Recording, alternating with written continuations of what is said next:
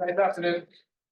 So last time I was talking about the structural differences between offenders and non-offenders. I'm now going to move on to talk about the functional evidence. So it's going to be the same parts of the brain, prefrontal cortex, amygdala, but it's looking at it from that different perspective, right? So looking at the activity, the functionality.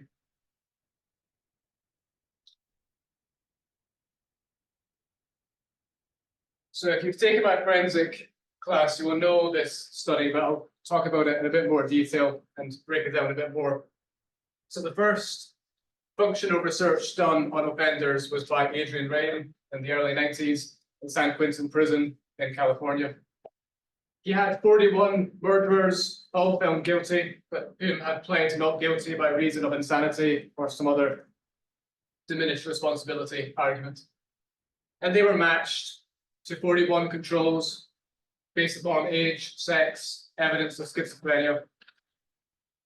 And then they all completed a continuous performance challenge task, okay? It's a 45-minute task of cognitive exercises.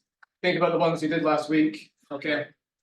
So, they're measuring your executive function and your impulse control and really your attention, right? 45 minutes is quite a long time. These are not the most exciting activities, right? It's getting a bit tedious. So it's keeping your attention focused for that long period of time. There's a few things they're not controlling for, okay? Left-handed versus right-handed, whether they suffered and were hospitalized for a head injury as a kid, and ethnicity, okay? But as we'll see, when looking for differences in results based upon those with left-handed or right-handedness, there was no difference, no differences between the ethnicity groups, and no difference between those who were hospitalized for a head injury and those who weren't, okay? So there's no control of these factors, but also no evidence that there is the potential for them to impact the results. And what we're finding here is in a PET scan, we're measuring blood flow, okay, which can tell us which parts of the brain are currently active. And in the normal controls, we see good activity in the frontal lobe, okay, the top here of the picture. So the more red, the more activity, right? If it's orange, yellow, that's good activity also. If it's colder colors, that's meaning little activity.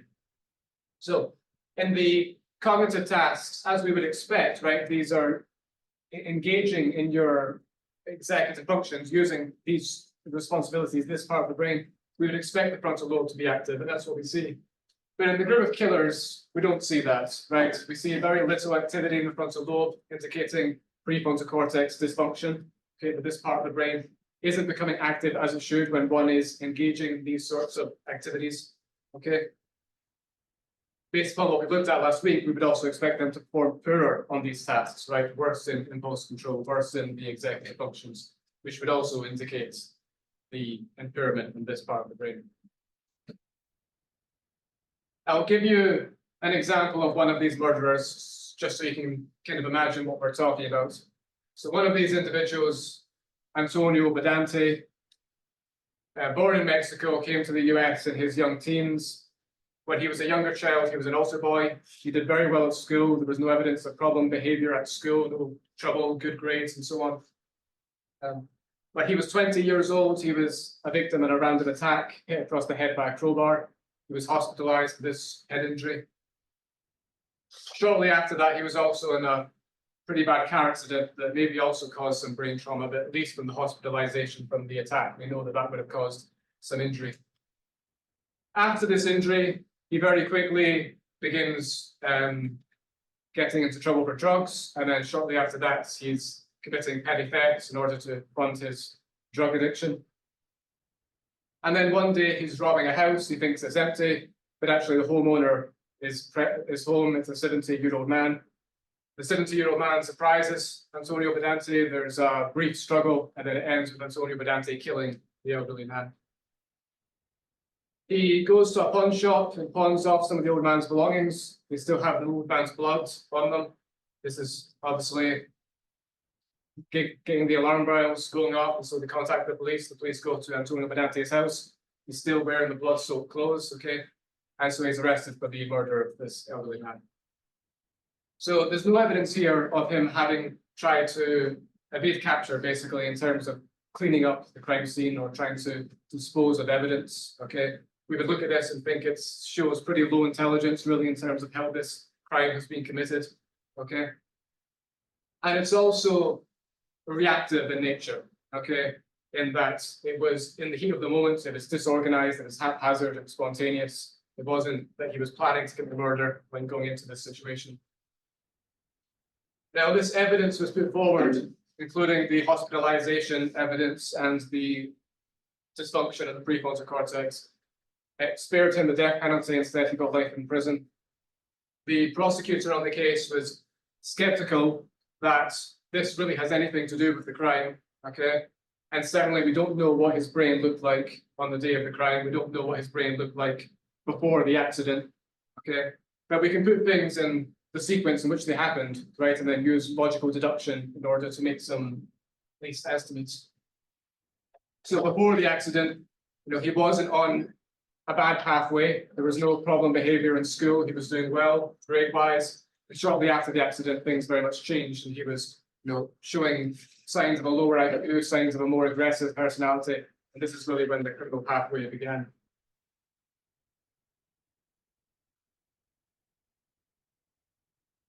Yeah.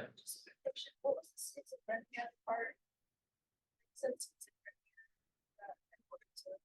That's just part of the matching, okay? Because these individuals have pled not guilty by reason of insanity, okay? So making sure that there's no differences between the two groups in terms of schizophrenia symptoms. Other parts of the brain that were also different, other than the prefrontal cortex. First of all, the angular gyrus, okay, on the parietal lobe. It's a newer part of the brain from an evolutionary perspective, okay? So then it's not surprising it's involved in complicated tasks, okay, to do with mathematics and language and writing and reading. So, skills that you develop eventually, not that you're immediately born with. So, we're guessing here over why this might be different in terms of it being less active in the murderers than the controls, okay? But certainly if this part of the brain is involved in these complicated tasks and are associated with doing better at school, doing better on mathematics and doing better at reading, writing and so on, then if there is an impairment here that would suggest that one might do worse at school, they might struggle, okay? They might therefore get into more trouble for behavior issues. They might therefore have less pathways once school is finished. Another difference maybe you saw was that the occipital lobe seemed to be a bit more functional in the murderers than the controls. So the part of the brain responsible for visual information. So a little bit more blood flow there in the killers than in the controls. Now, Adrian Raines' guess over why this might be is that it's compensation, right? If part of the brain is dysfunctional, then other parts of the brain are being a bit more active. There's a bit more blood flowing there, okay? So, this part of the brain is dysfunctional. The blood isn't flowing there as it should, so the blood is flowing elsewhere, right? And so this part of the brain is compensating for the deficits elsewhere. Because this is the part of the brain that is functioning, that is working. Wait up, yeah, Katrina. We said the opposite for the parietal lobe, or for the angular gyrus is the opposite. That's the same as the prefrontal cortex. It's less active in the murderers than the controls. But not all murderers are the same, okay? Within this sample is a man named Randy Kraft, listed here as multiple murderer, okay? And you'll see that he has good frontal lobe activity, good prefrontal cortex function, okay? At least equal to the controls, if not better than. But Randy Kraft is the exception that proves the rule, okay? The vast majority of murderers are like Antonio Bedante, okay? They kill once and then they're caught, and the nature of the crime is disorganized and haphazard and spontaneous in nature, okay? 80 to 90% of murders fit that category, okay, here in the US, of reactive aggression. Randy Kraft is one of the minority. He's also highly intelligent. He has an IQ of 129. He majored in economics. He worked as a IT consultant in North California. He also had a good home life. Okay, he describes happy memories, normal family, plenty of friends at school, plenty of girlfriends in high school, was never lonely, no traumatic experiences. His siblings also grew up to have no issues with the law. Okay. And in terms of the crime that Randy Kraft committed, well, he was pulled over for a minor traffic infringement. Okay. The cop suspected he was under the influence, and so the cop was following him for some time. And then once he made a legal lane change, the cop pulled him over. And what he found was the latest victim of Randy Kraft on the passenger seat of the car. He would turn out to be the freeway killer. Okay, this would be victim number 67. And the police in Oregon and California had been looking for him for 12 years. He never admitted to any of the murders, but we were able to identify him as responsible because he kept a little book. They kept a little record of every victim for him to identify, either what they were wearing, where he picked them up, or where they were thrown off. Because for 12 years, the freeway killer picked up young teenage boys and young men, sodomized them, and then would dump their bodies on the side of the freeway in Northern California, in Oregon. So when I say Randy Kraft's the exception that proves the rule, you know, it's different. He's different than the other offenders, but by looking at the nature of his crime, you can see it takes more executive function than the typical offender is capable of. Okay, to evade capture for 12 years, to commit this amount of murders, okay, and to successfully get away from it, get away with it for so long. If we look at his past, we might also see examples in which he's kind of learned. Okay, but you know, he's a more calculating, premeditated, cold-blooded, if you like, type of killer rather than the Antonio Bedantes and the other typical murderers, right? So, in 1960, he approached a young man on the beach in California, propositioned him for sex. Turned out the young man was an undercover officer, and so he could have been arrested, but the undercover officer gave him a warning, okay? Randy Kraft likely learned from this. First of all, maybe target those who are a bit younger, okay, less likely to be an undercover cop to want to get in trouble with the law again. He selected a 16-year-old boy as his first victim, lured him back to his apartment, promised him sex with a woman, and then once the young boy was at his apartment, gave him marijuana to smoke and gave him a cocktail to drink. The cocktail contained a tranquilizer, and once the young boy was unconscious, Randy Kraft then raped him. When Randy Kraft went to the bathroom and returned, the young boy was gone. He went to get the police, and he brought the police back to the apartment. The young boy's shoes were in the apartment, which gave some credibility to the story. He had been there. But the young boy didn't want to press charges. Going to trial over a charge like this would be very traumatic, right? It would make it official. It would mean that your name is potentially up there, which could be maybe shameful or embarrassing for a young boy when it comes to a crime like this. And also the police didn't have a search warrant to go into the house, so nothing would have been admissible in court anyway.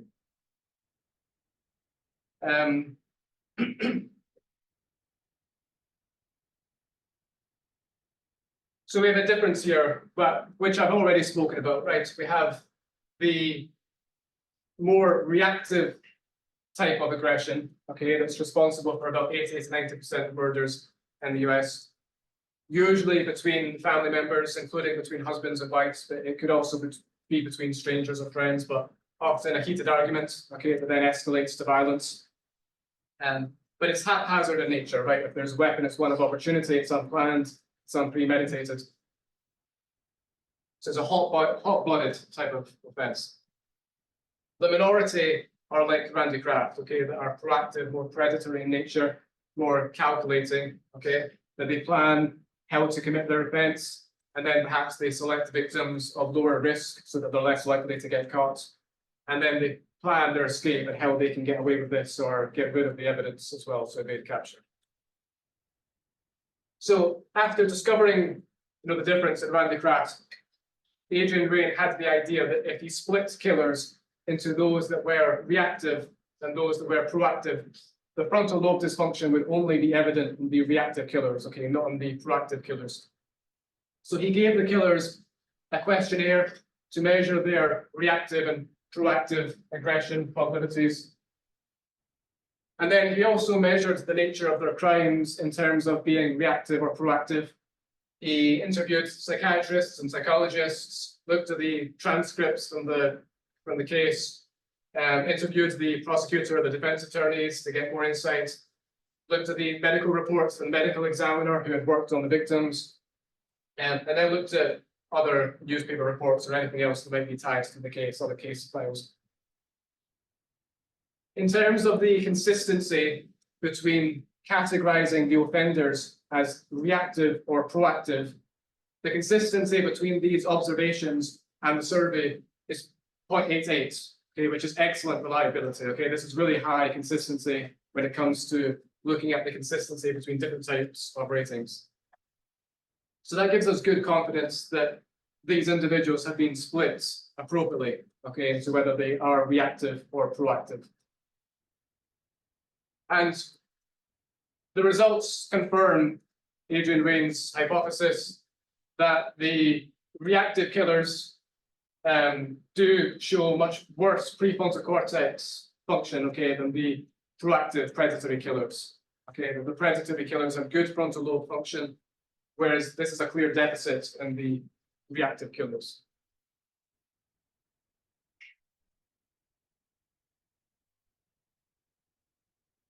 But you may think, well, those proactive killers, if they have such good prefrontal cortex activity, then what made them killers? Okay, if they were able to control their impulses, if they have good self-awareness, if they have good executive functions, okay, then why did they go on to commit these horrific crimes?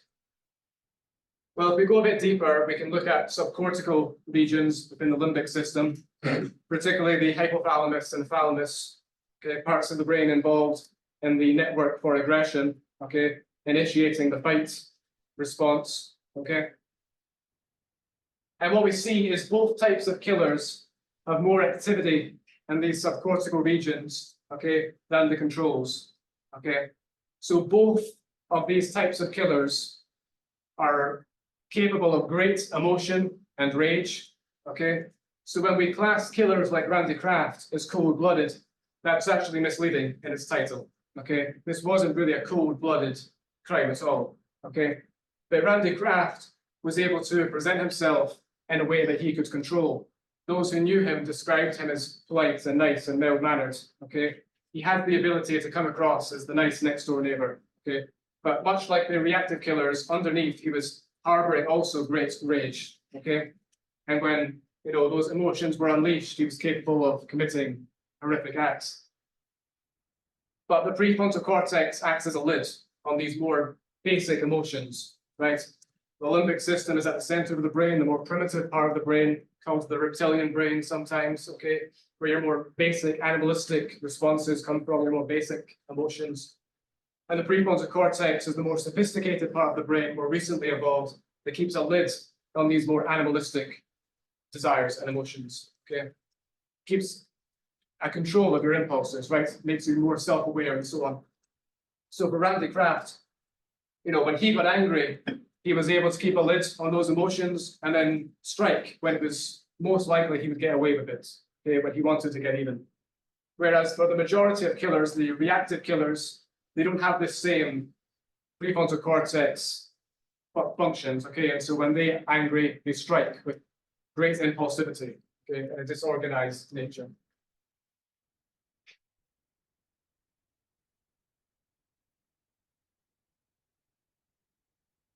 So just to sum up what I said there, okay? The reactive killers, they're unable to control their aggression, right? And this is generated by the subcortical regions like the thalamus and hypothalamus that are making them very prone to aggression and anger. And because of the deficient prefrontal cortex, they can't control it. Once they're angry, they act on it impulsively, okay? Whereas the predatory killers, okay, they also have excessive activity in the subcortical regions. They're also generating a lot of rage and emotions and anger, but they're able to control it, okay? They're able to control how they come across in social situations and so on, because they have good prefrontal cortex function. Any questions on anything I've said there?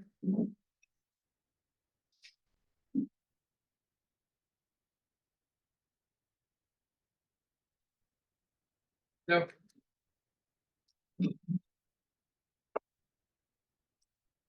I think you visualize the difference between the reactive killers and the predatory killers, but I'm going to show you a couple of video clips, okay, just to kind of illustrate what I'm talking about.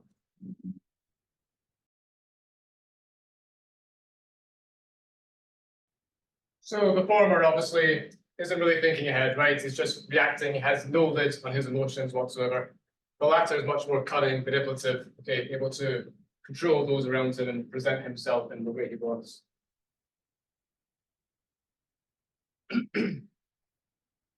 As well as the prefrontal cortex, we also looked at the amygdala, right? Center point for emotion, but also heavily involved in fear conditioning, right? You know, to illustrate this, when we look at those with anxiety or post-traumatic stress disorder, they often have very active amygdalas all the time, even when they're asleep, which might explain why they have more emotional dreams, okay?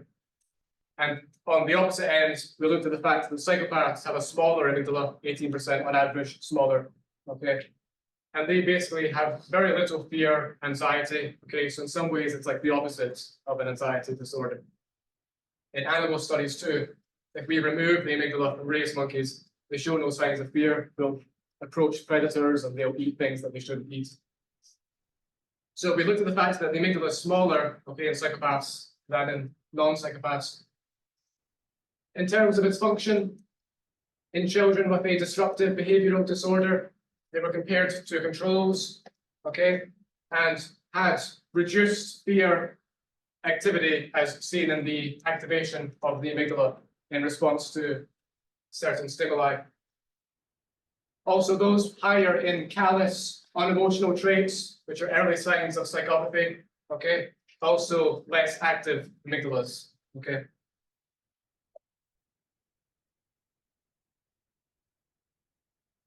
A similar study with children also with this disorder, a control group, and then antisocial kids, high in callous, unemotional traits, signs of psychopathy. Okay, the antisocial group, okay, high in these psychopathic traits, okay, significantly less amygdala activity, okay, than the controls. But what's interesting is that it really does seem to be the signs of psychopathy, okay, that are relevant, that are tied to a less active amygdala, okay, the signs of high, callous, unemotional traits or psychopathy, okay, and the other antisocial children, okay, who were low in callous, unemotional traits, okay, so they're maybe high in stimulation seeking and hyperactivity and other elements of an antisocial personality disorder that don't overlap with callous, unemotional traits, okay. They have very good activity within the amygdala, okay, in response to the emotional stimuli, okay.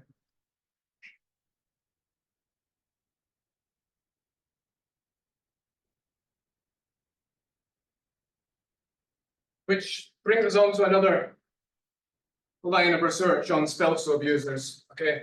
If we're seeing in children, for example, that those who show signs of psychopathy have less active amygdalas, whereas those who are antisocial in other ways, but not scoring high in psychopathy, have high activity in the amygdala. What we find in spousal abusers, okay, is actually quite similar to those who also have the high amygdala activity in response to emotional stimuli. So in this study, we have a group of male batterers, okay, identified through police reports and child protective services. And then they're matched to controls, okay, those who haven't committed abuse against their spouse and who score low in a survey that's measuring proclivity for domestic violence. And then we're also measuring their scores on the reactive proactive aggression survey I mentioned. And they also take the emotional strip task. How many of you know the emotional strip task? Some of you, okay. So you're told, press this key if there's a word in blue, press this key if there's a word in red. There's maybe some words to throw you off. So red, for example, that might, cause some confusion, but it's still in blue, so you should still press the key for blue. And then there might be some emotional words like kill, okay, that for most people, they would hesitate a little bit more before responding in comparison to a neutral word, okay, when it's emotionally evoking, it causes a little pause. But also during the emotional strip task in this study, we measured the activity of the brain, okay, and we could look to see if the amygdala was becoming active, okay.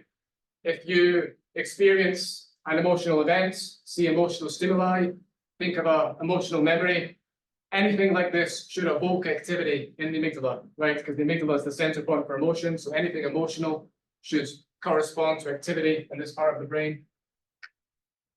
So during this strip task, those who committed battery, okay, those responsible for domestic violence, they actually show better amygdala activity in response to negatively charged words, okay?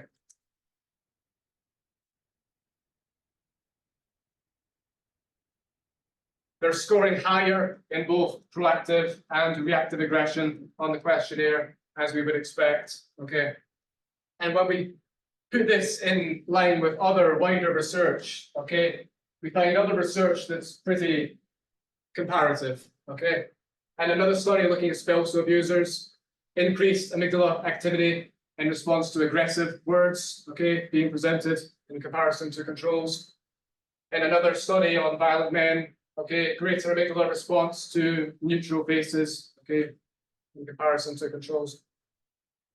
So maybe for those who are committing domestic violence, they're more easily emotionally triggered, okay, in response to certain events or stimuli. And if we pair that with prefrontal cortex dysfunction, if they have that also, then that would also mean, difficulty controlling one's impulses and controlling one's emotions as well.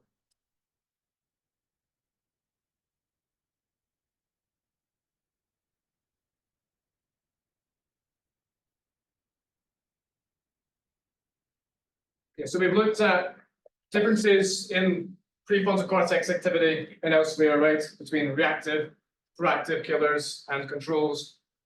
And then when it comes to the amygdala, looking at last time and today, we've seen that the amygdala is smaller, less active in psychopaths as adults and children with psychopathic-like tendencies, okay? Whereas in other types of offenders that are maybe not necessarily psychopathic, okay? But for example, spousal abusers and children with certain conduct disorders, okay? Their amygdala is actually more active in response to emotionally evoking events or stimuli.